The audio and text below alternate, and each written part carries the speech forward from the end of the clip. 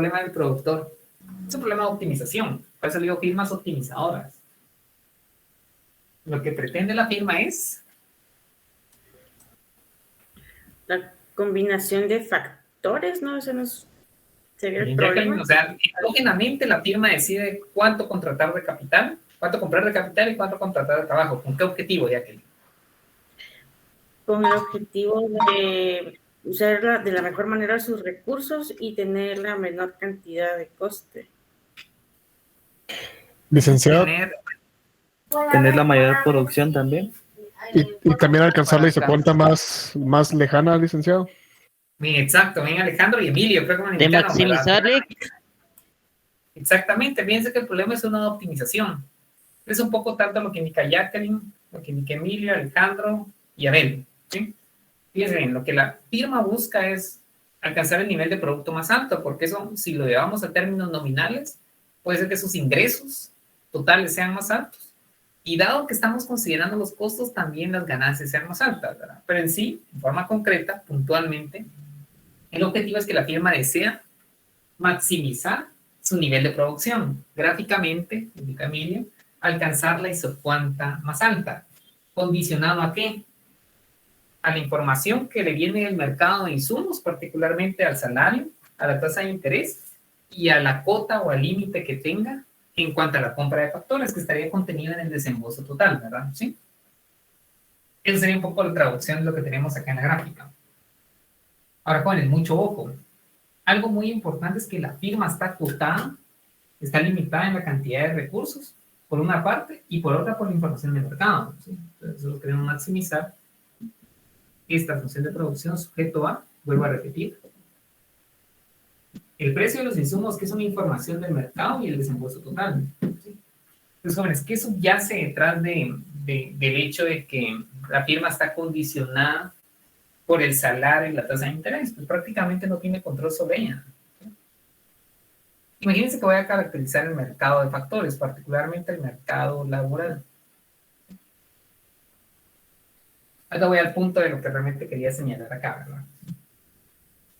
Obviamente en un mercado laboral, para poder caracterizarlo, tenemos las funciones de oferta y demanda de trabajo, ¿verdad? Entonces aquí voy a tener el precio, que sería para nosotros el salario real, y aquí voy a tener las cantidades. Lo que está detrás de esto, jóvenes, como una restricción, es que estamos en mercados competitivos. Es decir, la estructura de mercado que prevalece en el mercado laboral es de competencia perfecta. Entonces voy a tener una función de demanda con pendiente negativa, que sería labor demand, y una función con pendiente positiva, que sería labor supply, ¿verdad? Esto es muy importante, jóvenes, porque una de las características de los mercados competitivos, ¿cuál es? Microeconomía 1, jóvenes. ¿Qué característica tienen los mercados competitivos?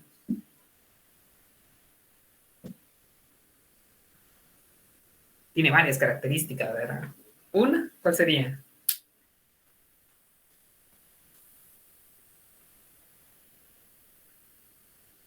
Los participantes en ese mercado son tomadores de precios, ¿verdad? ¿Sí? Porque mi participación es tan minúscula que al final de cuentas nada más tomo el precio como una señal.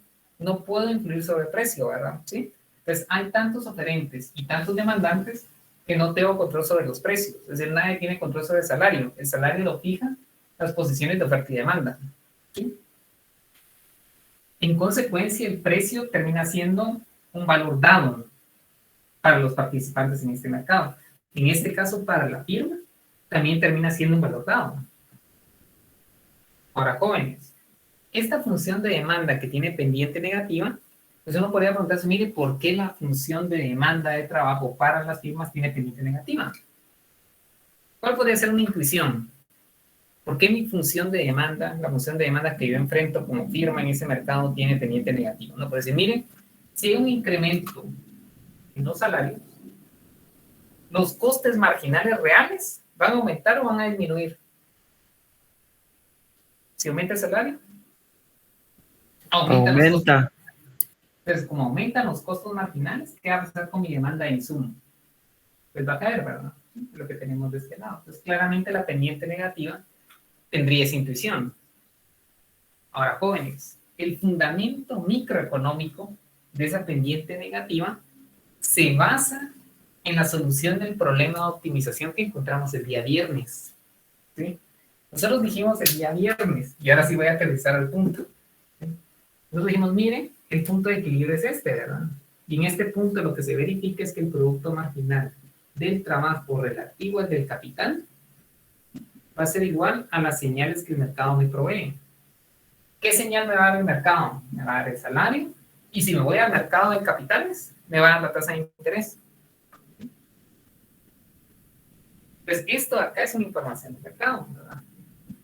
Salario partido tasa de interés.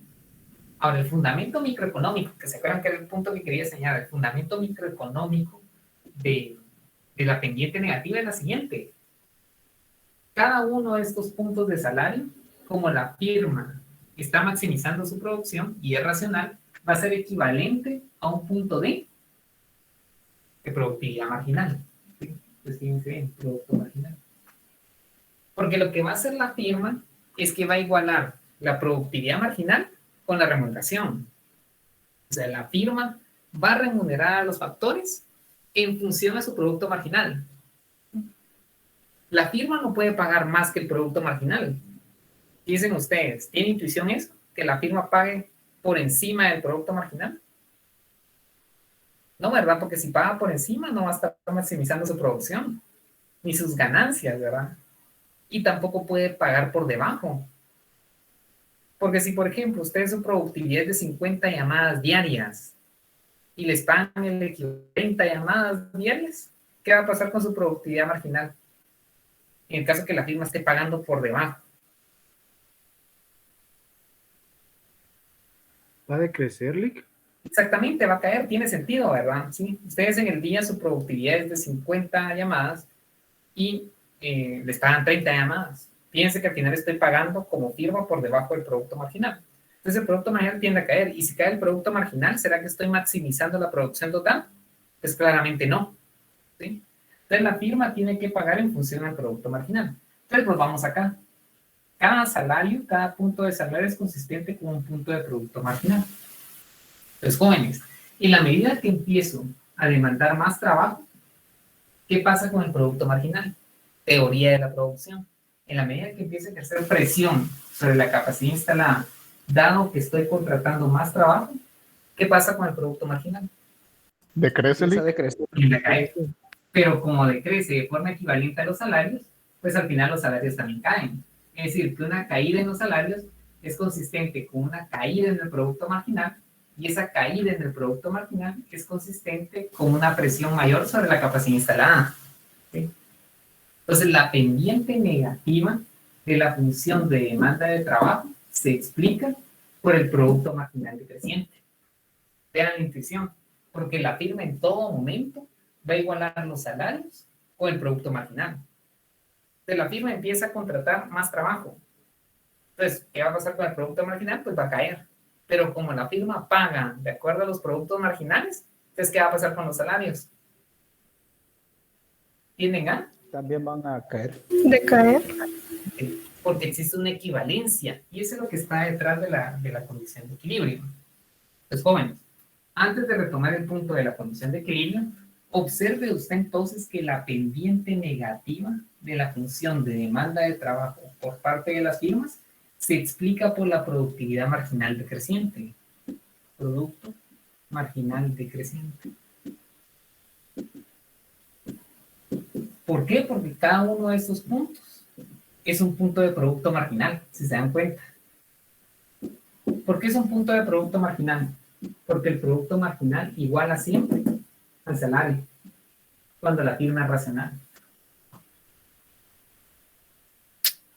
Entonces, observe que las dos intuiciones respecto de la pendiente negativa de la función de demanda de trabajo son equivalentes. La primera es la siguiente. ¿Sí? Yo les dije, si aumenta el salario, aumentan los costos marginales reales y la demanda de trabajo empieza a caer. Tiene sentido, ¿verdad? Aumentan los costos, disminuye mi demanda. La segunda, estamos diciendo que esta pendiente negativa no es nada más que el producto marginal del trabajo. ¿Por qué? Porque en la medida que estoy contratando más trabajo, y el producto marginal empieza a caer. Pero como la firma paga de acuerdo al producto marginal, pues el salario también tiene que caer. Entonces, a salarios más bajos, la demanda de trabajo es mayor. ¿Por qué? Porque el producto marginal viene en picada. Entonces, ese es el fundamento de la pendiente negativa de la función de demanda, que es consistente con esta condición de equilibrio. Ahora sí, volvamos a la condición de equilibrio, que era prácticamente lo que nos traía la primera parte de la clase. ¿Cuál es la lectura, jóvenes, que nosotros podemos dar a esta condición de equilibrio? ¿Sí? Interpretación número 1. Fíjense. Lo que va a hacer la firma, y es un poco lo que explicaba el día lunes, ¿verdad? ¿Qué va a hacer la firma? La firma va a contratar, y eso lo indicó Jacqueline, ¿sí? ¿Cuáles son las variables de decisión? Pregunté, y me dijo, mire, capital y trabajo. ¿Sí? Entonces, ¿qué va a hacer la firma? Va a contratar aquella cantidad de trabajo y comprar aquella cantidad de capital. Contratar aquella cantidad de trabajo y demandar aquella cantidad de capital, de modo que la productividad marginal que resulte de esa composición, porque al final, como es contratar esta cantidad de trabajo, implica obtener un producto marginal. Y contratar esta cantidad de trabajo implica otro producto marginal. Entonces la firma tiene que contratar aquella cantidad o comprar o adquirir aquella cantidad de insumos, de modo que la productividad que resulte sea consistente con las señales de los mercados. ¿Cuáles son las señales que el mercado nos está dando a nosotros como tomadores de decisiones en la firma? ¿Qué me dicen ustedes? El precio de los factores. Excelente, César. Muy bien, esa es la respuesta. Entonces, al final, es un indicador, jóvenes, es una señal. Y por eso es que muy probablemente, jóvenes, ustedes como economistas, les toque o les está tocando o bien les va a tocar ver información de los mercados. Sean, por ejemplo, el mercado de valores y qué van a buscar. Nasdaq, y van a buscar todos los índices bursátiles y se van al mercado de valores. ¿Sí? Van a ver cómo evoluciona el VIX, por ejemplo, es otro indicador. Licenciado, Sí, Alejandro. Adelante. una pregunta. Digamos que así como pues ahora en día con lo de la gasolina, ¿eso también se tiene que ver el mercado o las situaciones políticas? Sí, de hecho, digamos, es un conjunto de factores la que está influyendo, ¿verdad? Puede haber, digamos, un trasfondo político, digamos, porque la economía es, obviamente está integrada y las interrelaciones pues van más allá de lo económico, efectivamente, ¿verdad? Entonces, digamos que para el caso del mercado laboral, digamos, ya revolviéndonos, porque efectivamente el caso del insumo combustible puede tener factores, digamos, no económicos detrás, ¿verdad? Igual como puede ocurrir, por ejemplo, en el mercado laboral.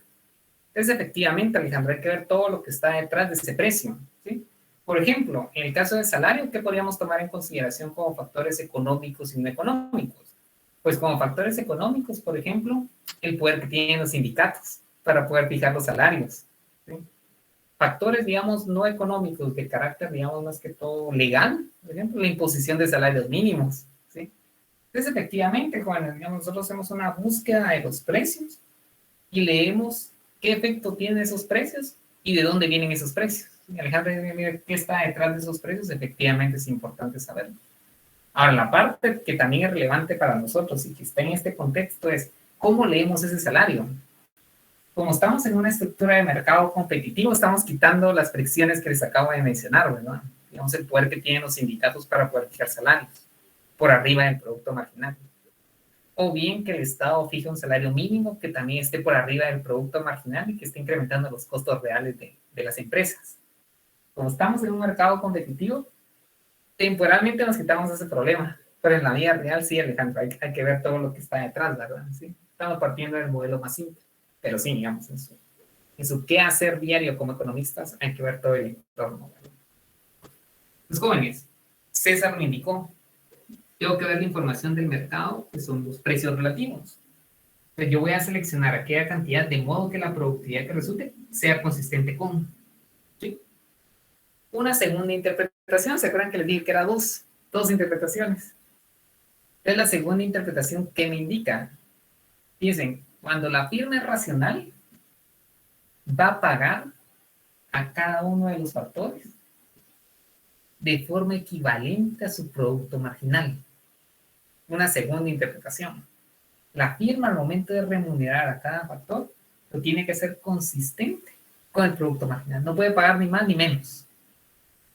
¿Qué pasa si paga más o paga menos? Veámoslo, ¿sí? Voy a tomar primero este punto. Ya lo analizamos el día lunes, ¿verdad? Lo vamos a analizar desde otra perspectiva. A, B y equilibrio. Veamos qué pasa en el punto A. En el punto A, obviamente, no estoy verificando la regla de decisión que nosotros derivamos, sino un punto distinto. Entonces vamos a ver qué pasa con el producto marginal del trabajo relativo y con el precio relativo del trabajo, o sea, el salario relativo. Entonces, jóvenes, ¿qué relación existe entre estos dos indicadores? Obviamente no es igual, ¿verdad? Fíjense, estoy utilizando poco trabajo y mucho capital. Entonces ya puedo inferir qué pasa con este ratio.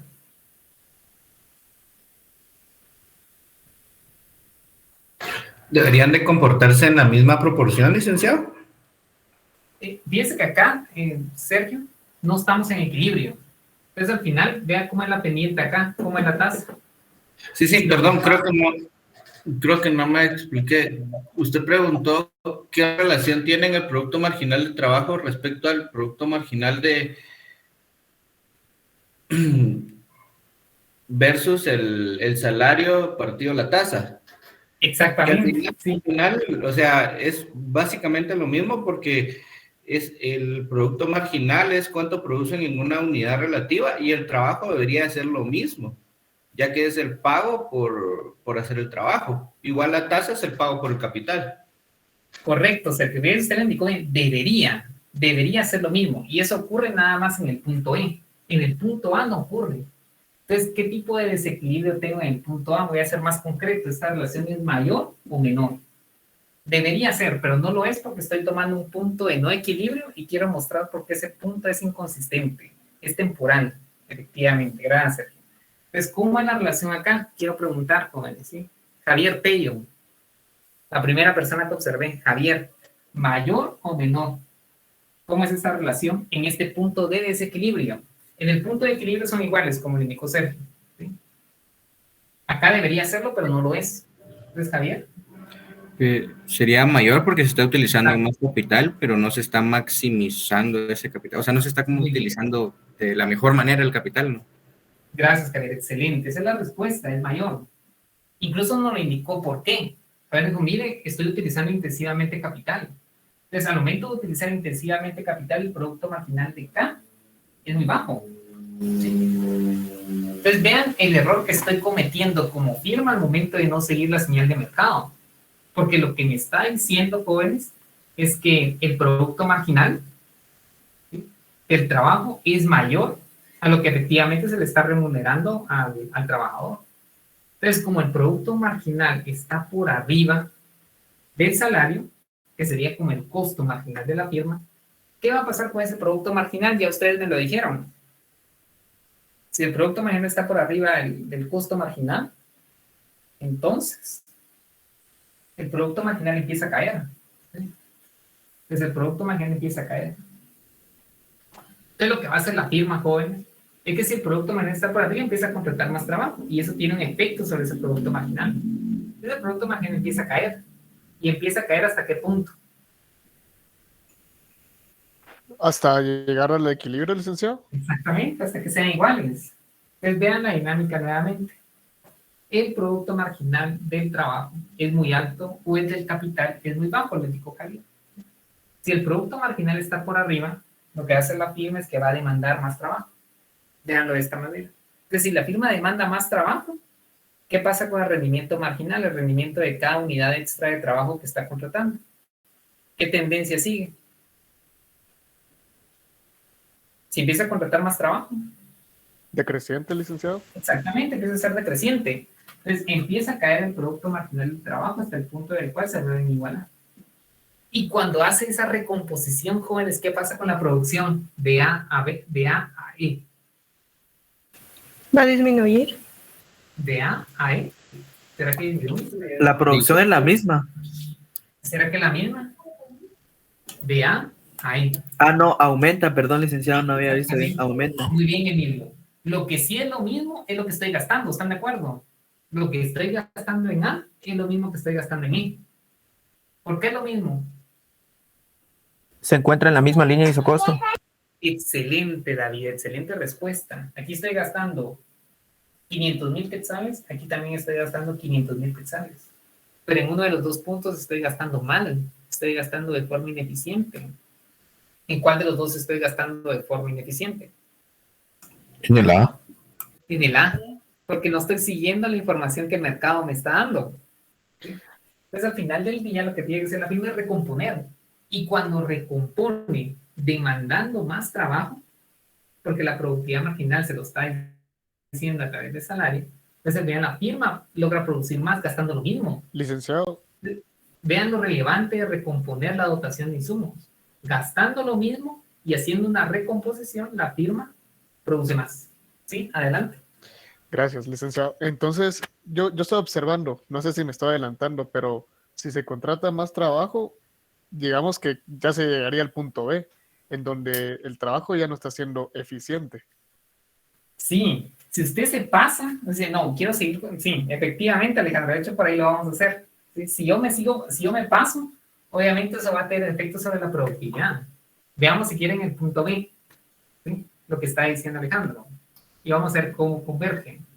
En el punto B estoy gastando lo mismo que A y que en E. Pero veamos qué pasa en el punto B, estoy produciendo lo mismo que A, es decir, no soy eficiente de todo porque E produce más. Pero vean qué pasa en el punto B. En el punto B estoy produciendo intensivamente con trabajo. Es decir, ¿qué es lo que pasa si efectivamente contrato más del requerido en el punto E? En el punto de Alejandro. Entonces veámoslo acá. Como estoy produciendo intensivamente con trabajo, quiero Mi preguntar producción cae. Ah, perdón, licenciado. acá vamos a ver. Excelente, bueno, es claro que se estén anticipando, eso está muy bien, pero quiero preguntar a Sandy, Andrea, Sandy, ayúdenme usted. Voy a quitar esto. Usted tiene mucho trabajo, entonces está produciendo con mucho trabajo, voy a mencionar de esta manera.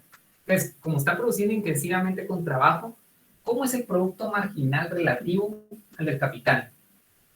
O sea, ¿cómo es el producto marginal del trabajo, particularmente? Como tiene mucho trabajo, la productividad Disminuye. disminuye, ¿verdad? Entonces, muy probablemente este cociente sea menor, gracias a la información que el mercado me está dando. Pues vean la información que me está diciendo el mercado. Los salarios son altos respecto de la tasa de interés. Entonces, nosotros como economistas tenemos que leer esa información. Si el salario es muy alto, ¿cómo es efectivamente la productividad del trabajo? Si el salario es alto, siguiendo nada más la información del mercado. Es alto. Es alta, pero vean que estoy haciendo. Estoy contratando mucho trabajo y no debo hacer eso, porque como la productividad es muy alta, requiero mucho o poco trabajo. Poco. Poco. Exactamente, porque requiero menos horas para poder hacer lo mismo. Entonces, como estoy gastando mal, sigo la información del mercado, porque el mercado realmente me dice qué está pasando en cuanto a las productividades. Entonces, leo la información porque el salario es más alto y como estoy produciendo con mucho trabajo, dejo de contratar, dejo de demandar. Dejo de demandar. Entonces me muevo hacia la izquierda. Cuando dejo de demandar trabajo, ¿qué es lo que pasa con la productividad marginal que yo voy a generar? ¿Va a aumentar? Exactamente, ahí está el punto, jóvenes, vean. Cuando hago la recomposición, ya sigo la información del mercado, porque me está diciendo, mire, el salario es muy alto en esa economía, el salario es muy alto en ese sector. Entonces, muy probablemente lo que tiene que hacer es recomponer sus dotaciones, porque está gastando mal, teniendo mucho trabajo. Probablemente, pues en lugar de tener 15 administradores, nada más necesiten 2 economistas.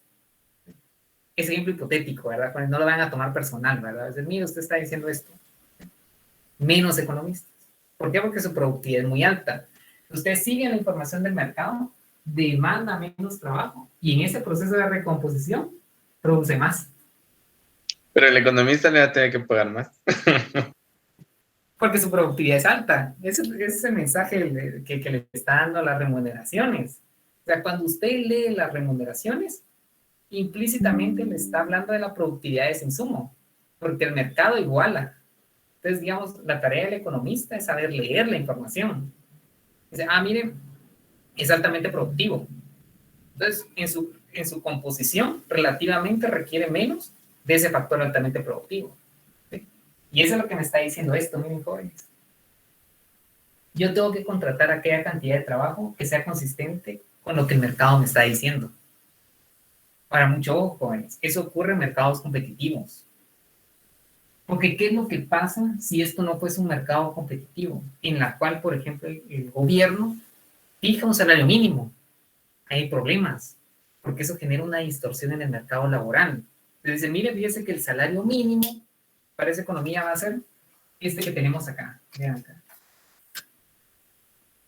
Entonces fíjense que el salario mínimo va a estar por arriba de la productividad marginal, obviamente. Si no tiene sentido colocar un salario mínimo. Colocarlo por debajo, pues, mejor dejo que la productividad actúe sola. Si lo coloco por arriba, pues obviamente este salario ya no va a ser un reflejo de la productividad, entonces genera una distorsión. Entonces, digamos que las firmas lo que van a hacer es que van a enfrentar costos marginales más altos. ¿Y qué efecto va a tener sobre el mercado? Vean acá la oferta. Será más caro. Y en términos de ocupación, ¿qué pasaría con la ocupación laboral? ¿Va a disminuir la demanda de trabajo? Exactamente, y va a generar Desempleo y paro. Desempleo. ese es el mensaje, jóvenes. Genera una distorsión. Licenciado, pero digamos, en una economía de competencia normal, no deberían siempre subir los sueldos, no importa que haya un sueldo mínimo, porque al final va a rebasar esa barrera que usted está diciendo, ¿no? Si recordemos que estamos hablando de salarios reales, mucho ojo. Aparte, ese salario nominal, en el cual cada año, por ejemplo, se trata de compensar el poder adquisitivo del nominal, ¿verdad? O sea, digamos un poquito el espíritu de los salarios mínimos en el sentido nominal es preservar el poder de compra, ¿verdad? Es decir, mire, fíjese como hay un incremento de los combustibles, pues vamos a corregir los salarios nominales para que el poder de compra se mantenga constante. Pero, licenciado, eso no sucede. Exactamente, el problema es generar un salario, ahí te voy a dar el punto de Alejandro, el problema es generar un salario nominal en el cual el real, una vez computado, esté por arriba del producto marginal, ¿sí? No sé si me explico, es decir, subo tanto el salario nominal, obviamente está en la nota al pie de lo que está diciendo Alejandro, eso no ocurre, pero si llegas a ocurrir en la cual el salario nominal que se corrige, que esté por arriba de la productividad marginal, ahí sí genera un efecto nocivo. Cuando el espíritu es corregir el incremento en precios, pues obviamente tiene sentido preservar el poder de compra. Pero los salarios reales, no los nominales, los reales son los que tienen que estar consistentes con la productividad. Entonces, si mi salario nominal, el que estoy corrigiendo, genera un real, es decir, aumento tanto el nominal, de tal manera que el real exceda la productividad, genera una distorsión. ¿Sí? ¿Me estoy explicando ahí, jóvenes? Entonces, la idea es efectivamente generar un salario nominal cada año mínimo que logre compensar en igual magnitud el incremento en precios, pero no uno mayor que se traslade a distorsionar la productividad del sector. Es como si dijeran, miren, todos ustedes van a tener, buen ejemplo, digamos, de otra naturaleza. A todos ustedes les voy a poner 20 sobre 20 en el primer parcial. Y voy a hacer lo mismo para el segundo, 30 sobre 30. ¿Qué pasaría con su productividad en el curso? Disminuye. Exactamente. Entonces lo que hacemos con las notas es igualar su productividad con su nota remuneración. ¿Sí? Entonces si yo fijo... Pueda que aumente, ¿Cómo? Pueda que aumente. Eso es lo que los economistas tienen que validar en la experiencia, digamos, en la data. ¿Será que eso puede ocurrir? Pues no sé, jóvenes, esa es tarea del economista. Pero es un poquito la idea de los salarios mínimos. Obviamente estoy hablando de salarios mínimos reales, o sea, nosotros tenemos que analizar desde el enfoque real. Los nominales tratan de preservar el poder de compra. Entonces, jóvenes, vuelvo al punto. Fíjense que esto está interesante también, todo lo que ustedes comentan. El punto es el siguiente. Cuando los mercados son competitivos, este es un reflejo fiel de la productividad. Cuando no lo son, digamos, en este caso, pues obviamente ya se distorsiona la señal, ¿sí? Entonces, lo que está detrás del equilibrio, jóvenes, y con esto termino la parte del análisis económico, es que la firma debe leer la información del mercado. Cuando la productividad, cuando los salarios son altos, eso me indica que la productividad también lo es. Entonces, muy probablemente tenga que demandar muy poco ese factor. Algunos de ustedes me podrían indicar, fíjense, vean la lógica de este argumento. Como ese factor es altamente productivo, entonces demando mucho de él. Vean la intuición. Como es productivo, nada más quiero tener ese factor en mi empresa. Ejemplo, tengo que elegir entre trabajadores japoneses y guatemaltecos. Veo los salarios reales. Yo me doy cuenta que el salario real en Japón, ustedes lo pueden ver en los datos, es muy superior al de Guatemala. ¿Estamos bien? Entonces dice, miren, yo voy a producir entonces en mi firma nada más con economistas japoneses. Porque ese es un pensamiento, digamos, no consistente con el equilibrio que nosotros encontramos. Parece intuitivo, pero ¿cuál sería el problema ahí? ¿Por qué no puedo llenar mi producción nada más de trabajo altamente productivo? Porque dejaría de ser productivo, licenciado. Va a tener un exceso de productividad. Exactamente, es lo que está indicando Alejandro. Carlos. Que tendría rendimientos marginales decrecientes, podría ser. Exactamente. Porque como ya sí, es más alto y después se empieza a decrecer.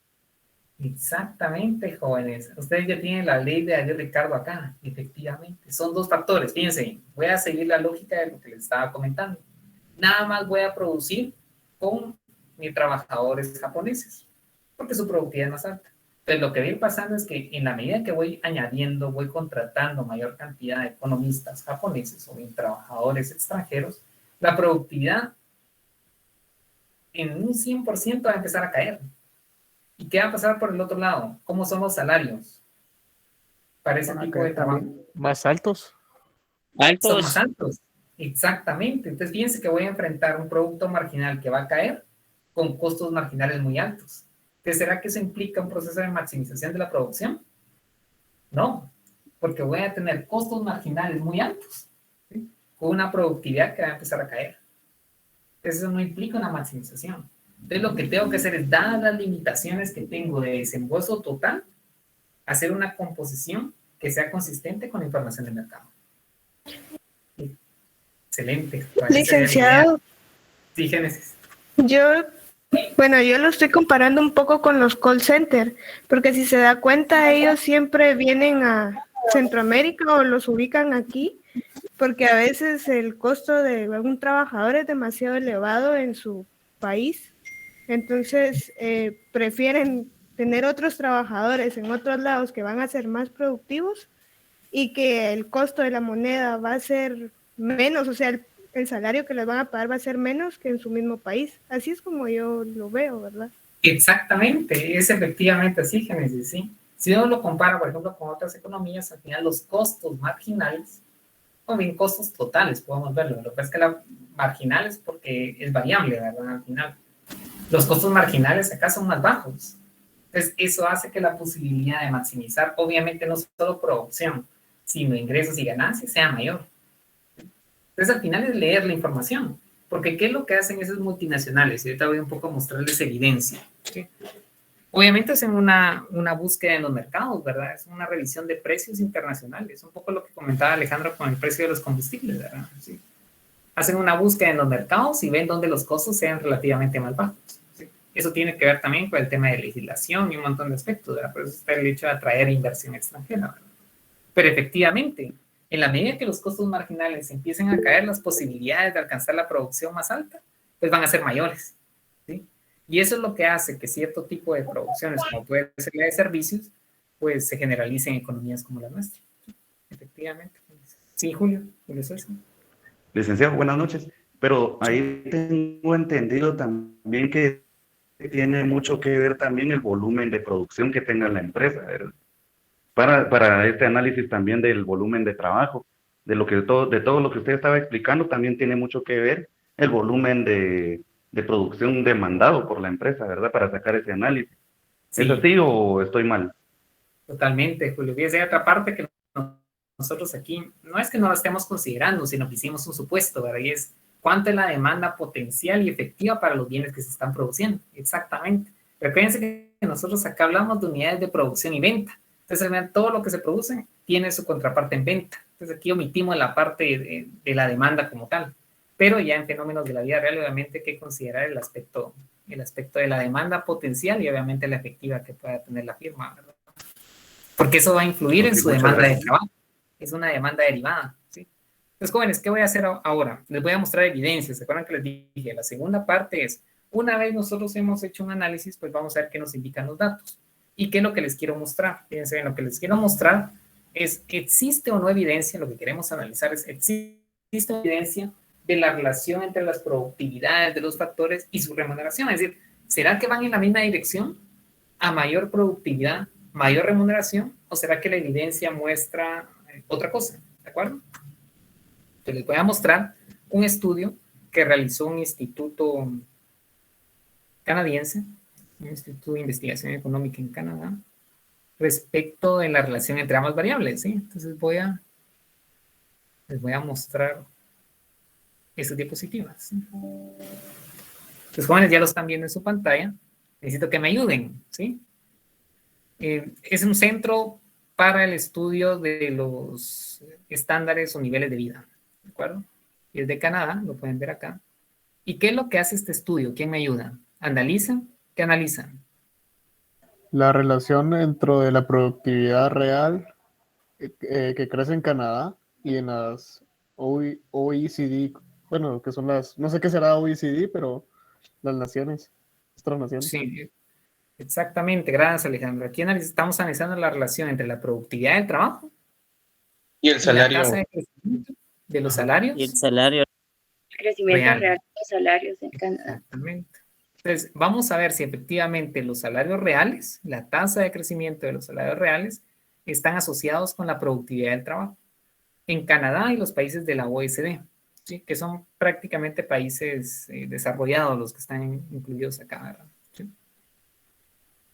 Entonces, revisemos, jóvenes. Bueno, de hecho es un estudio completo, y eso les voy a mostrar un poco la evidencia de la gráfica número 13. ¿Sí? Fíjense que aquí tenemos un diagrama de dispersión que analiza la productividad del trabajo y los salarios de producto. Está acá, ¿verdad? Pero aquí lo que tenemos son salarios reales basados en el índice de precios al productor. Recuérdense que los salarios reales se definen como salarios nominales dividido precios. La pregunta es, ¿qué tomamos como precios? Podemos tomar el IPC, que es el índice de precios al consumidor, o bien el índice de precios al productor, que es como una especie de deflactor del PIB. Creo que ya lo vieron en sus cursos iniciales de economía. Entonces aquí estos salarios reales se basan en el índice de precios al productor, que es un deflactor del PIB, ¿de acuerdo? Para las economías desarrolladas que tenemos acá. En el periodo 1970 hasta el año 2006. ¿Sí? Entonces veamos, ¿qué tenemos en el eje vertical? Tenemos la tasa de crecimiento de la productividad laboral, y lo que nosotros aquí tenemos como producto marginal. Y en el eje horizontal tenemos la tasa de crecimiento de los salarios reales, medidos a través del índice de precios al productor. ¿Sí? Tenemos adicionalmente una línea de 45 grados. Y cada punto que tenemos acá es un país que representa la combinación entre tasa de crecimiento de los salarios reales y tasa de crecimiento de la productividad. Claramente, jóvenes, este diagrama de dispersión nos muestra una relación positiva. ¿En qué sentido? En la medida de que cuando hay incrementos, ¿sí? Cuando hay incrementos, por ejemplo, si comparamos, por ejemplo, Alemania con Noruega, ¿sí? Hay un incremento en la productividad, y ese incremento en la productividad está asociado a incrementos en los salarios reales. Fíjense bien, no son salarios nominales, sino que es poder de compra. Entonces, efectivamente, jóvenes, es una relación positiva. Vean, por ejemplo, el caso de Japón. ¿Sí? Japón tiene una alta productividad, una tasa de crecimiento alta de la productividad del trabajo, y obviamente tiene incrementos en los salarios reales mucho más altos que otra economía, por ejemplo la de Suiza, es una economía industrializada. Entonces vean qué interesante este dato.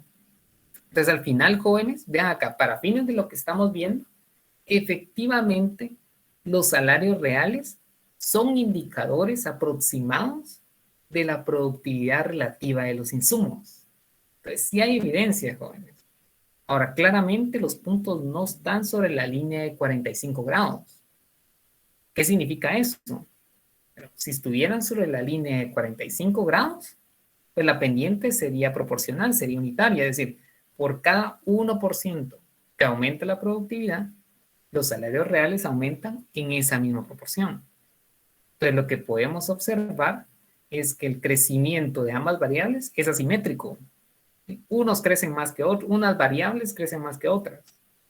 Les pregunto, ¿la mayoría de puntos que ustedes ven acá están en la parte superior o están en la parte inferior? La parte media. Superior. Superior. Exactamente. En este gráfico probablemente no sea muy evidente. Voy a volver al punto mostrándoles una gráfica donde es más evidente. Licenciado, solo esto creo que lo estamos viendo en estadísticas. Me imagino que existe una correlación entre esas dos variables. Ustedes están viendo eso. Excelente, sí. Ya vieron el coeficiente de correlación entonces, ¿verdad? Al final lo que me indica es la varianza en una variable respecto de la varianza de otra. Exactamente. Y cuando la varianza es igual, el cociente es igual a 1, que indica una relación perfecta. Exactamente. Qué bueno que ya lo vieron. Sí. Entonces, efectivamente, Alejandro creo que me lo indicó, ¿verdad? No los puedo ver. Sí, que usted resumió toda la clase de hoy en 5 palabras. Ahí está la explicación. Gracias, y eso les va a servir muchísimo, jóvenes. ¿Por qué? Porque ustedes van a trabajar, digamos, la ventaja de este tipo de gráficos es que es muy visual y nos dice mucho con poco, ¿verdad? Que son puntos. Entonces, lo que ustedes buscan es que, digamos, la correlación, es decir, que el movimiento de ambas variables, pues sea lo más cercano posible entre ambas, ¿verdad? Eso significa que la relación va a pasar a ser, digamos, débil, a ser un poquito más fuerte, y cuando es uno es perfecta, ¿verdad? ¿Sí? Entonces, en este caso, ¿qué es lo que podemos observar? Veamos acá. Aquí tenemos la tasa de crecimiento de la productividad del trabajo y de los salarios reales. Solo que ahora estamos limitando el periodo. Vean la diferencia. Aquí es del 70 al año 2006, y aquí tenemos desde el 80. Estamos acotando un poquito más la muestra. Estamos más en el corto plazo. Nuevamente, hay evidencia de una relación positiva entre ambas, es decir, el R cuadrado, que sería el coeficiente de correlación, pues va a ser positivo. ¿Sí? Habría que ver si la relación es fuerte o bien intermedia. Calculo que probablemente aquí tengamos un punto 7, tal vez, un punto 7, un punto 8, ¿verdad? ¿Sí?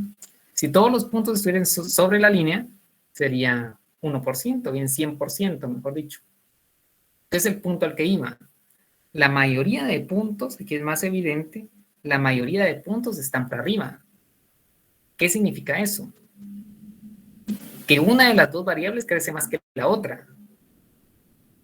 Entonces les pregunto a ustedes, ¿cuál de las dos crece más? ¿Crece más la productividad del trabajo o crece más la variable salarios reales? La productividad del trabajo. Exactamente. Esta gráfica lo que nos está indicando es que para estas economías, y si lo llevamos para América Latina, estoy seguro que va a ser muy parecido, la productividad crece en la remuneración al factor.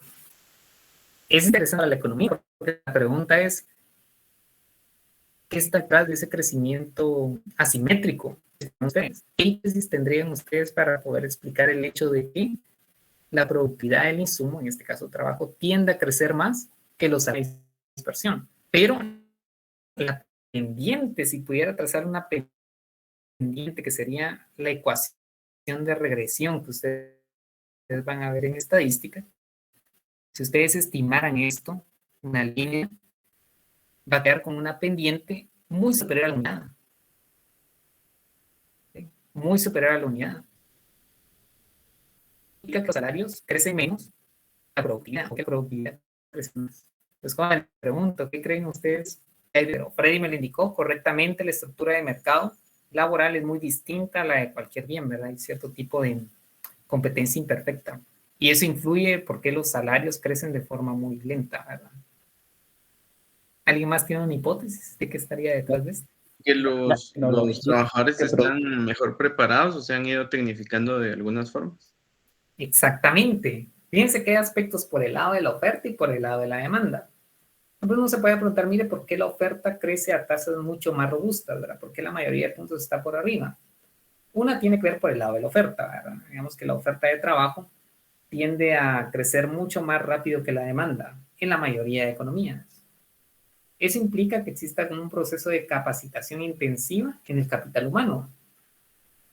Entonces, eso hace que la productividad laboral crezca mucho más rápido que los salarios. Por otra parte, jóvenes, los salarios reales están sujetos a ciertas rigideces, a ciertas fricciones en los salarios reales, que son normales. Por ejemplo, el hecho que estén aumentando ahorita los precios de los combustibles, no significa que el día de mañana o pasado, cuando me vayan a pagar febrero o bien marzo, pues ya me vayan a hacer un incremento en mi salario, ¿verdad? ¿Están de acuerdo? En el nominal, para que el salario real se mantenga invariante. Muy probablemente no vaya a pasar ni mañana, ni pasado, ni el siguiente mes. Digamos que los salarios reales se mueven de forma escalonada. Y usualmente las indexaciones de los precios a los nominales usualmente se hacen una vez al año, ¿estarán de acuerdo? Por otra parte, las rigideces en los contratos y la presencia de sindicatos hace que los salarios reales tiendan a ser muy estables en el tiempo. Es decir, que los efectos de la productividad alta que observamos para ciertas economías se observen con rezago en los salarios reales, derivado un poco de lo que indicaba Freddy, ¿verdad? Digamos, la estructura de mercado en el mercado laboral no es competitiva. Entonces, al final, los precios no son lo suficientemente flexibles para poder equilibrar estos mercados. ¿Sí? Entonces, esa sería un poco la razón. Y eso que estamos analizando, economías desarrolladas que tienen, como ustedes saben, digamos, mayor flexibilidad laboral que los mercados en América Latina. ¿Sí? Digamos que las jornadas, digamos, son mucho más flexibles y el pago de salarios tiene mucho mayor volatilidad. Pero aún así observamos crecimientos de productividad mayores a los crecimientos de los salarios reales, ¿de acuerdo? Pero esta gráfica, como la anterior, son evidencia de lo que hemos venido estudiando, jóvenes. Si yo quiero observar la productividad de un factor, tengo que ver la remuneración de ese factor. Es un buen indicador, miren. Si Japón tiene tasas de crecimiento de los salarios reales altas, eso me dice algo mucho de la productividad.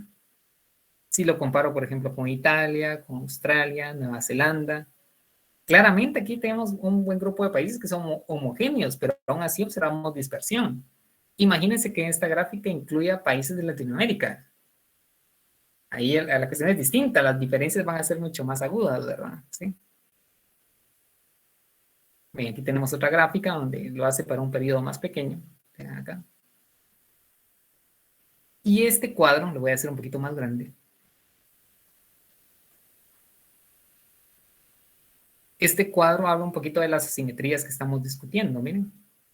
Aquí en este cuadro nos indica aquellos países en los cuales los salarios reales crecieron más rápido que la productividad. Y del lado derecho tenemos aquellos países cuya productividad del trabajo creció mucho más rápido que los salarios. Solo que aquí los salarios los estamos midiendo como salarios reales partiendo del IPC, porque son salarios reales de consumo basados en la canasta de consumo. Pero claramente, Juan, sin hacer, digamos, sin entrar a mayor detalle, el grueso de economías, ¿dónde está? ¿Está a la derecha o está a la izquierda?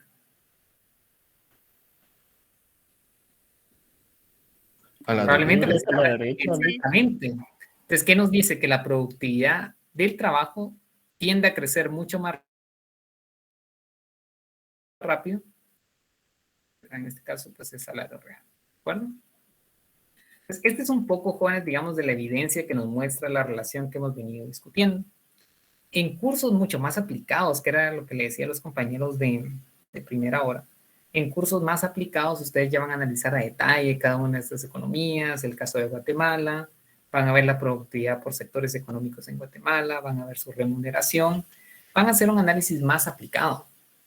pero el marco teórico es lo que estamos viendo acá en este curso. Entonces, este curso es mucho más orientado a la construcción de modelos, porque después esos modelos les van a servir en sus cursos de economía aplicada, como puede ser desarrollo industrial, obviamente tienen que ver el tema de la industria, economía agrícola, van a ver la dinámica en el sector agrícola, van a analizarse subsectores de productos ahí y van a ver cómo es la productividad y la remuneración.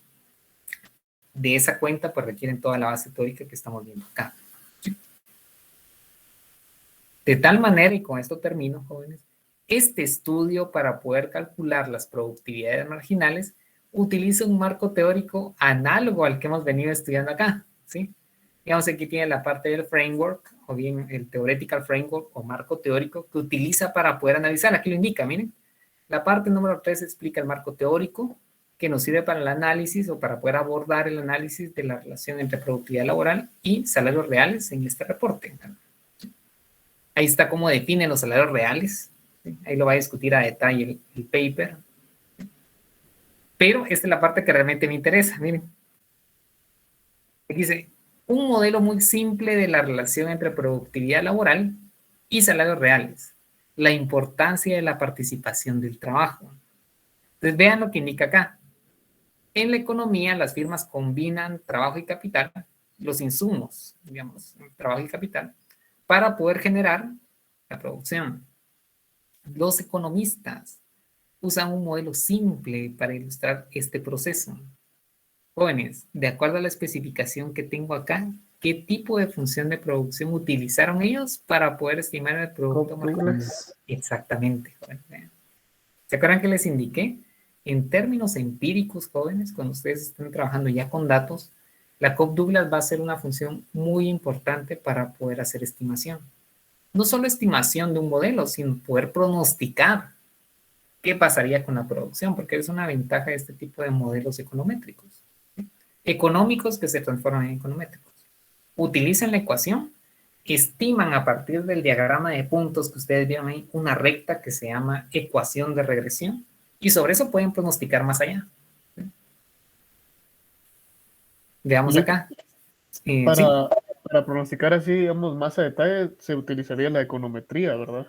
Exactamente, sí. Ustedes van a llevar econometría y en ese curso van a ver cómo primero encuentran un modelo, que sería una ecuación que describa los datos, pero al mismo tiempo, media vez tienen ese modelo, ya pueden pronosticar hacia adelante. ¿Sí? Imagínense que esto esté indexado al tiempo t. ¿Sí? Aquí pueden colocar un subíndice t, t, t y t. Entonces, digamos que ustedes tienen hasta 2020, ¿sí? 2021. Entonces, con ese modelo, cuando ustedes encuentren alfa y 1 menos alfa, ya pueden pronosticar cuánto sería la producción en el sector en el cual están modelando para periodos más adelante. Obviamente lo van a hacer con ciertos intervalos de confianza. Ahora se mire, con un 95% de probabilidad, por eso el tema de estadística es muy importante. Con un 95% de probabilidad, el producto interno para el siguiente año va a ser de tanto y tanto. Entonces va a haber una probabilidad asociada, exactamente. Entonces ese curso de octavo semestre les va a servir muchísimo, jóvenes. ¿Sí? La base es estadística 1 que están llevando ahorita y estadística 2. ¿Sí? Continuemos, jóvenes. Termino con esta parte. Y es la producción real. A es la tecnología. ¿Se acuerdan que lo definí en su momento cuando vimos la forma paramétrica? A es tecnología, K es capital y L es trabajo. David me preguntó a segunda hora, mire, ¿qué representan los parámetros económicamente? Me acuerdo que me lo preguntó al final de la clase. ¿Se acuerdan que aquí tenemos 1 menos alfa? Aquí lo que hace es hacer que la suma sea igual a 1, ¿verdad? Pero puede ser beta también, es lo que tenemos nosotros en el ejercicio que les dejé. Este beta, o bien este 1 menos alfa, les dije que era una elasticidad. Y también representa la participación, ¿sí?, en el ingreso que tiene el trabajo. Es decir, ¿cuánto está aportando el trabajo a la producción total? Eso significa este beta o bien este 1 menos alfa. Y lo mismo para el caso de alfa, es la participación que tiene el capital en la producción. Este modelo, jóvenes, ustedes me lo indicaron y eso me parece excelente. Este modelo es llamado función de producción Cobb-Douglas. ¿Sí? Eso involucra supuestos, obviamente no lo vamos a ver, ustedes pueden revisar el paper, pero el punto al que voy, jóvenes, es que por eso es que nosotros miramos la Cobb-Douglas acá. O sea, miramos la parte formal del análisis de la producción, porque eso les va a servir cuando quieran hacer análisis empírico. ¿Sí? como este. Bueno, jóvenes, entonces con esto terminaría la parte de mostrarles evidencia, ¿sí? ¿Qué conclusión podemos arribar a partir de los datos que les mostré? Pues primero es que efectivamente existe una relación. Ya voy a dejar de compartir, jóvenes. Pueden observar acá, jóvenes, existe una relación entre la productividad y la remuneración. Una relación entre la productividad y la remuneración. O bien productividad del trabajo y los salarios reales, no nominales, los salarios reales. Eso sí, la tasa a la cual crecen ambos no es igual. Hay una asimetría. Usualmente, ¿qué tiende a crecer más? ¿El lado izquierdo o el lado derecho? Izquierdo. Sí, usualmente tiende a crecer más ¿verdad? ¿Por qué? Ya dijimos que el mercado laboral es sui generis, es muy particular, no lo podemos comparar con el mercado de frutas, por ejemplo, porque hay ciertas rigideces que hacen que los salarios reales crezcan de forma muy lenta. Bueno, entonces, ¿qué vamos a hacer en estos últimos 25 minutos que tenemos? Vamos a resolver nuevamente este mismo problema que ustedes ven acá, pero de forma analítica. ¿Cómo así de forma analítica? No vamos a utilizar una gráfica, sino que lo vamos a hacer a través de métodos formales. Un método cuantitativo que se llama método de multiplicadores de Lagrange. ¿Sí? Los jóvenes, como título en sus copias,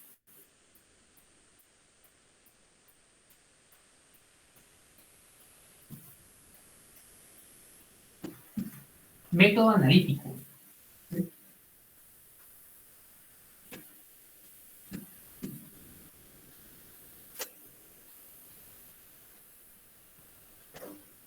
Vamos a colocar aquí método número 2 o enfoque número 2. ¿Se acuerdan? El primero es el enfoque gráfico.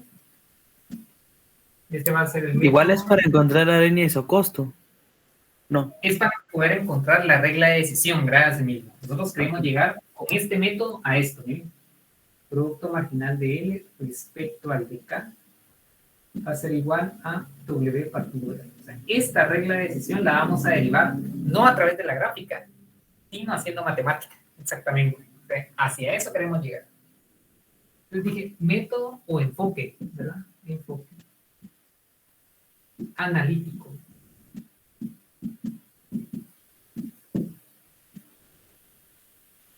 Siempre que ustedes les hablen en el contexto, digamos, teórico, y les digan algo analítico es algo que involucra ecuaciones, generalmente, ¿sí? Entonces el método, voy a colocar aquí, el método que vamos a utilizar se llama el método de multiplicadores. Método de multiplicadores de Lagrange.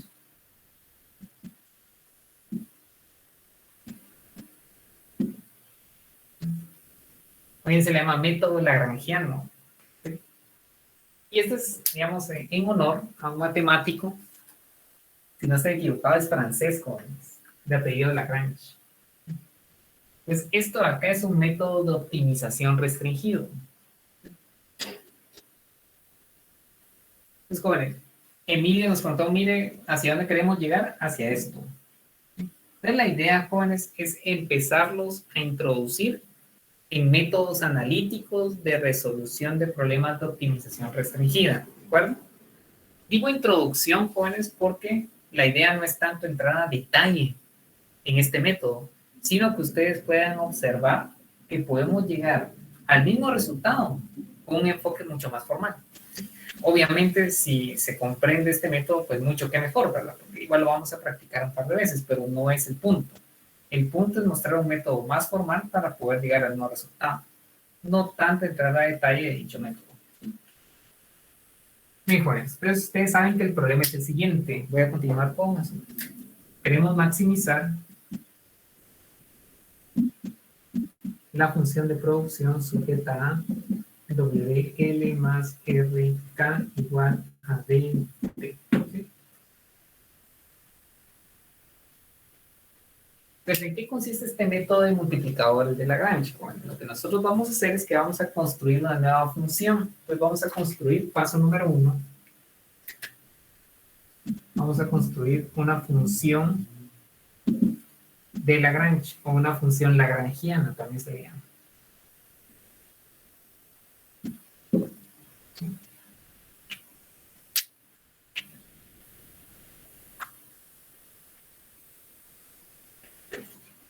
Jóvenes, ¿qué forma va a tener la función de Lagrange o la función lagrangiana? Entonces, la forma de la función lagrangiana va a ser la siguiente. Dicen, L, esta L caligráfica o cursiva que tengo acá, representa la función de Lagrange. Y esa función no es nada más que la función objetivo. La función objetivo es la que queremos ya sea maximizar o bien minimizar. En este caso queremos maximizar la producción. Vean acá. Menos lambda. Ahorita voy a explicar esto, jóvenes. En un momento lo voy a explicar. Menos lambda. La restricción igualada a 0. De la primera pregunta es, mire, ¿qué es esto, verdad? Este símbolo de acá. Este lambda se escribe así. Lambda.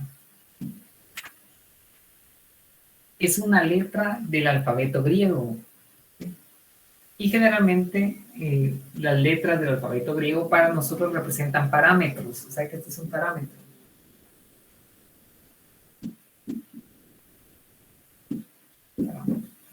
Y me preguntan, mire, ¿qué es un parámetro? Un parámetro es un número. Es un número que va a cambiar en función al fenómeno que estemos analizando, ¿verdad? Por ejemplo, yo puedo decir, mire, voy a nombrar lambda y voy a decir, mire, lambda va a ser el número de horas que duermo al día. Entonces, se dan cuenta, lambda es un número, pero va a depender de cada persona, ¿verdad? Por ejemplo, para mí, lambda puede ser 6, otra persona puede ser 7, otra persona puede ser 15, también, ¿verdad? Puede darse. Lambda puede ser el número de horas diarias que estudio micro. Es decir, mire, para mí puede ser 8. Para otra persona puede ser 0, ¿verdad? Puede ser también. Sí. Entonces, al final, lambda es un número. ¿Qué representa lambda? A eso voy. ¿Sí? Entonces, vean acá, Juan. Les voy a hablar un poquito del espíritu de esta función lagrangiana. ¿Sí? Bueno, antes de que se los explique, jóvenes, ¿alguna duda en alguna letra que no se entienda antes de poder explicar esta línea? La de inicio, ¿qué es una L o una S? ¿Esta de acá? ¿Esta de acá? Esa, sí, la primerita. ¿Es una L o una S? Una L que representa la función de Lagrange, una L cursiva. Ah, ok, gracias, Lick. Una L de carta, ¿se acuerdan que antes escribían letra de carta? En primaria, creo que pasaba eso antes, ¿verdad? No sé si todavía lo hacen o lo hacían antes. Uno que escribía en letra de carta. La función... No, ya no sé escribir carta, jóvenes. Pero antes escribían carta, ¿se acuerdan? Sí, Lick. Sí, sigo escribiendo así todo el tiempo. Se me hace más fácil escribir así. A veces con la U, mi letra no la letra, ¿verdad, jóvenes? Yo no escribo como estoy escribiendo. Es que como usted escribe letra script, se le llama, me sale horrible la letra, Lick. Por si es fea mi letra. Bueno, no creo que le gane la mía, porque la mía es la más horrible de todas, pero tratamos de mejorarla, jóvenes, ¿sí? Entonces, continuemos. Fíjense bien. Entonces, bueno, era el punto de Isidra, creo que me preguntaba. Es la función de Lagrange. Entonces, fíjense que la función de Lagrange tiene dos componentes. La primera va a ser la función objetivo. Pero fíjense que tengo este menos lambda. Y no he hablado del menos. ¿Por qué menos y por qué lambda? Entonces, voy a explicar un poquito. Capital, trabajo y producto. Tengo una superficie.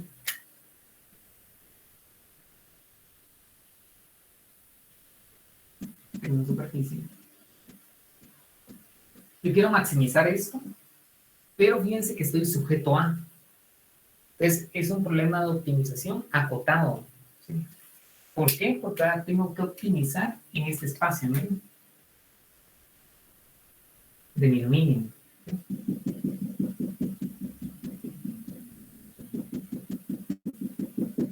Entonces, dado que estoy optimizando en un espacio acotado, este menos significa que voy a castigar, fíjense bien, voy a castigar o voy a penalizar a la función de utilidad por optimizar en este espacio. Entonces, el menos es el castigo por estar optimizando acá. Digámoslo así, cuando estoy acotado acá, el proceso de búsqueda del óptimo va a ser mucho más complejo, ¿están de acuerdo? Porque no es lo mismo optimizar cuando no tengo restricción que optimizar cuando estoy limitado. Entonces este menos me indica, mire, le voy a castigar o lo voy a penalizar porque estoy acotado en esto. Entonces al final lambda me indica la magnitud de la penalización, dicho de otra manera. ¿Sí? Y si se dan cuenta, aquí lo que tengo es esta restricción, la que tengo arriba, miren, esta acá, igualada a 0. Entonces tengo WL más RK, esto tiene más, pasa menos DT. Y esto obviamente queda igualado a 0. Y eso es lo que nosotros colocamos dentro de lambda. Lambda multiplica la restricción igualada a 0. Entonces, jóvenes, dudas en la línea número 1. Licenciado, entonces lambda es la restricción que vamos a tener, la restricción que tiene la firma. Exactamente, lambda al final de cuentas me indica la penalización porque estoy restringido, exactamente. Entonces imagínense que en la medida que lambda sea más grande, significa que estoy siendo más penalizado. ¿Sí? Ahora, lo que está asociado a lambda es lo que me está indicando Alejandro, es la restricción. ¿Sí? ¿Por qué va con signo menos? Porque es una penalización. En cuanto a lo que me indica lambda.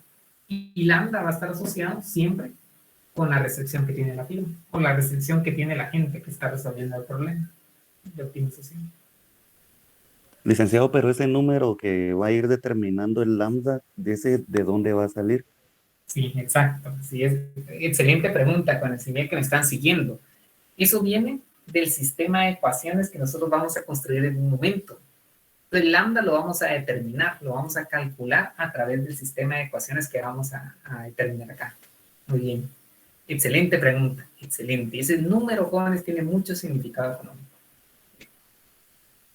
Gracias por la pregunta, excelente observación. Entonces, paso número 1, construir la función. ¿Qué forma tiene? Función objetivo menos lambda, siempre, restricción igualada a 0. Paso número 2. Calcular las condiciones de primer orden.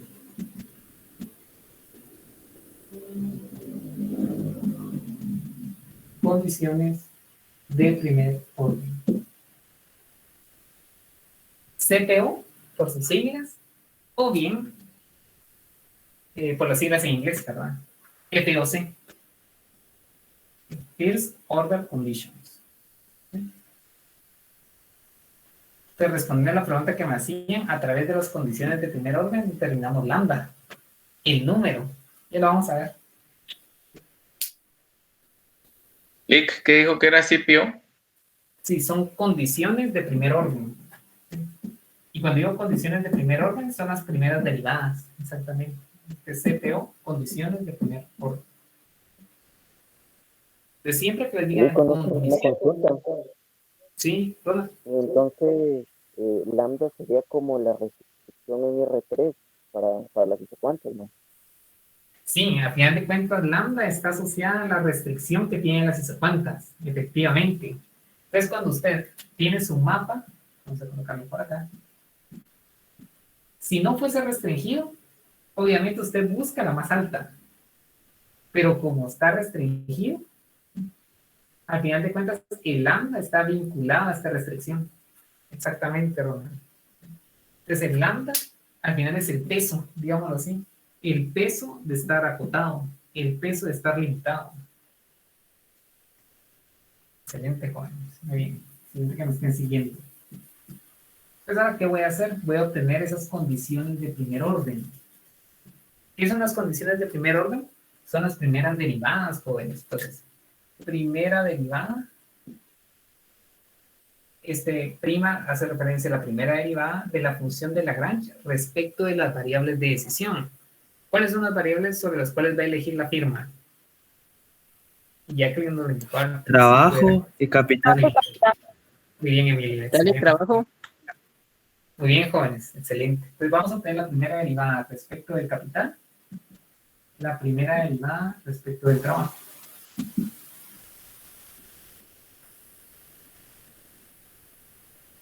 Y obviamente hay que hacer una respecto de lambda, pero en esta oportunidad no la vamos a hacer porque no tenemos la función como tal. ¿Sí? Esto se los comento porque esto ustedes lo van a ver en matemática aplicada.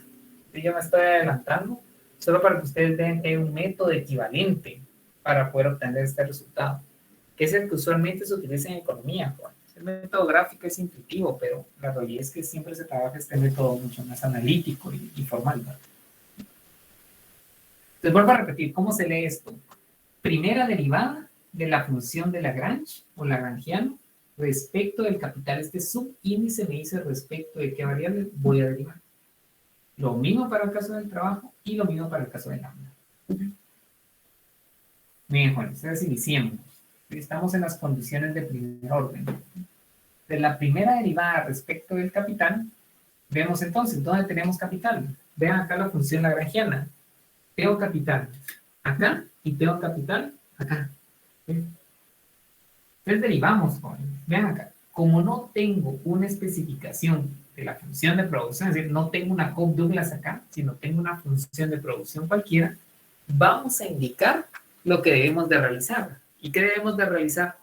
Independientemente de la función o la especificación que tengo acá, lo primero que tengo que hacer es encontrar la primera derivada de la función de producción respecto de qué insumo. Del capital. Del capital. Muy bien, joven, ¿sí? Entonces, mire, ¿por qué no sacó la derivada acá? Que no tengo una función. Si tuviera la función, la haría. Pero como no tengo una especificación, dejo indicado lo que debo hacer. ¿Qué debo hacer? Parcialmente derivar el producto respecto del capital. Me paso a la restricción. Fíjense que aquí tengo constante y tengo variable. Es como si tuviera 3x. Si yo derivo 3x respecto de x, ¿qué me queda?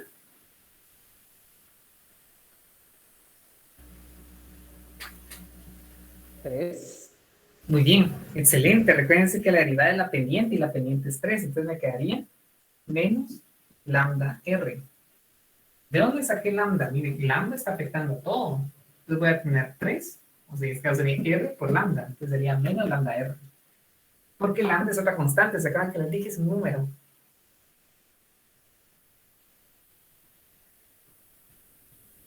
Jóvenes, teniendo esta guía, ya podemos hacer la primera derivada de lagrangiano respecto del trabajo. Muy similar, jóvenes, ¿sí? Ahora busco dónde tengo trabajo. Lo tengo en la función de producción y lo tengo en isocosto. Jóvenes, ¿quién me ayuda? ¿Cuál sería esa primera derivada respecto del trabajo? Como no tenemos, igual se queda marcado como hizo arriba. Muy bien. Solo que ahora respecto del trabajo. Muy bien. Menos. Nos manda trabajo. Lambda. Y W. W. Exactamente. W. ¿Puedes alguien me iba a preguntar algo? Creo que era una duda. ¿No? Y bueno, pueden preguntar después, ¿de acuerdo? O en este momento, si desean. Bueno. Más o menos estas, así como está derivando, son como el método de las derivadas implícitas, ¿verdad? Exactamente algo similar, porque como no tenemos la función, la especificación, solo lo dejo indicado. Muy bien, Carlos, excelente. ¿Sí? Excelente.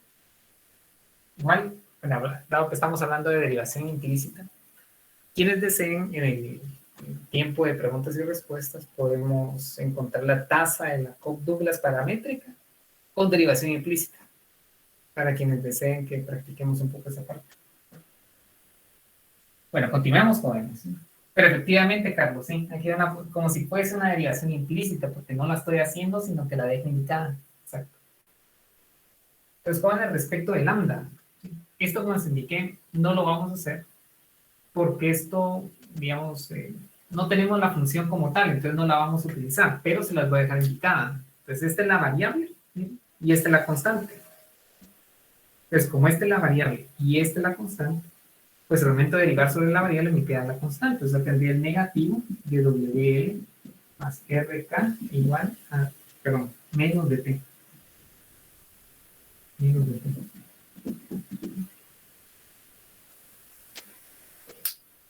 Si se dan cuenta ahora, la variable es lambda, porque estoy derivando sobre lambda. Entonces, ¿qué me queda? La constante. Entonces, esto va a ser constante, porque es parcial, ¿verdad? Esta es variable, esta es constante. Entonces, me queda el negativo de la restricción.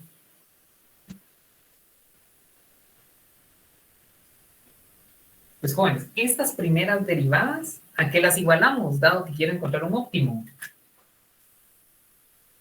A cero. A cero. Excelente. Muy bien, jóvenes, ¿sí?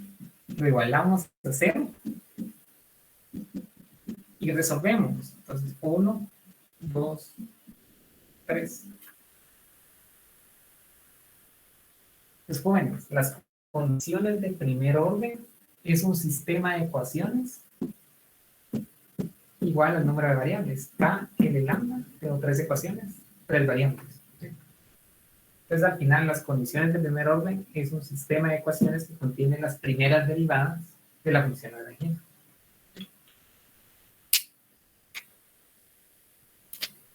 Entonces, ¿qué hacemos ahora? Y aquí voy a resolver la pregunta de cómo encontrar lambda. Voy a despejar lambda de la ecuación 1 con lambda de la ecuación 2. Este subíndice me indica la ecuación con la cual estoy trabajando. Entonces, va a ser lambda de la ecuación 1. Lo voy a igualar a lambda de la ecuación 2. Y en un momento vamos a llegar a la parte más importante, jóvenes. Entonces, mucho ojo en lo que voy a hacer ahora.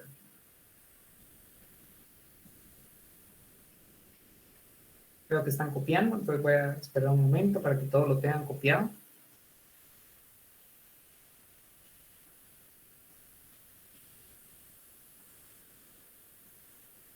Muy bien, ya lo tienen copiado. Creo que la mayoría lo tiene. Entonces, con el lambda de la ecuación 1, ¿qué me puede indicar? Si yo despejo lambda de la ecuación 1, ¿cuál sería la especificación que tiene lambda? Es igual a la derivada parcial de Q sobre R con 1 dividido R. Exactamente, muy bien. Oscar, entonces va a ser igual a la derivada parcial de la función de producción respecto al capital dividido R. Jóvenes, ¿de dónde sale eso? Vean acá. Ecuación 1. Derivada respecto del capital igual a lambda. Esto tiene menos más que lambda R. El lambda multiplica R y R multiplica así, R. Y eso lo tengo de este lado. Parcial respecto del capital dividido R. Entonces, ¿qué forma? Aquí voy a tener derivada parcial respecto del trabajo dividido. Trabajo. Trabajo. W. ¿Será que trabajo? Y el salario real moviendo de Excel.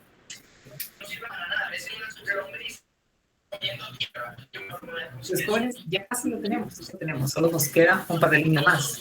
Y la línea que vamos a hacer ahorita, esta derivada parcial económicamente, ¿qué representa? Económicamente, ¿a qué indica? El producto marginal del trabajo. ¿El producto marginal del capital? Excelente. Capital. Muy bien, capital. Muy bien, jóvenes. Esto de acá es cuánto cambia mi producción cuando compro una máquina más. Es el producto marginal. O sea que este numerador es el producto marginal del capital. Lo voy a hacer, producto marginal del capital dividido tasa de interés, es igual al producto marginal de trabajo dividido el salario. Pues esta parte es clave, jóvenes. De todo lo que acabamos de hacer, si ustedes identificaron esto correctamente, el método lagrangiano es secundario. Esta parte es la más importante, miren. Esta derivada parcial me indica el producto marginal del capital. ¿Por qué? Porque estamos viendo cuánto cambia la producción cuando decido comprar la última máquina. ¿Sí? Producto marginal. Ya lo tenemos, jóvenes. Ya llegamos a lo que nos preguntó Emilio.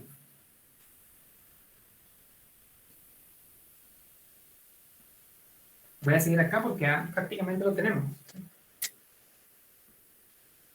Vean acá. Sigo de este lado.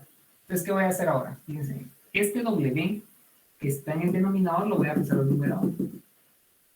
Y este producto marginal del capital está en el numerador, lo paso al denominador. Entonces empiezo. Producto marginal de L. Esto que está en el numerador pasa al denominador, pasa a dividir el producto marginal del trabajo. Y este W que tengo en el denominador pasa al numerador, entonces va a ser W. Y eso va a pasar a dividir a R. Y ya encontramos la condición de optimización de las firmas.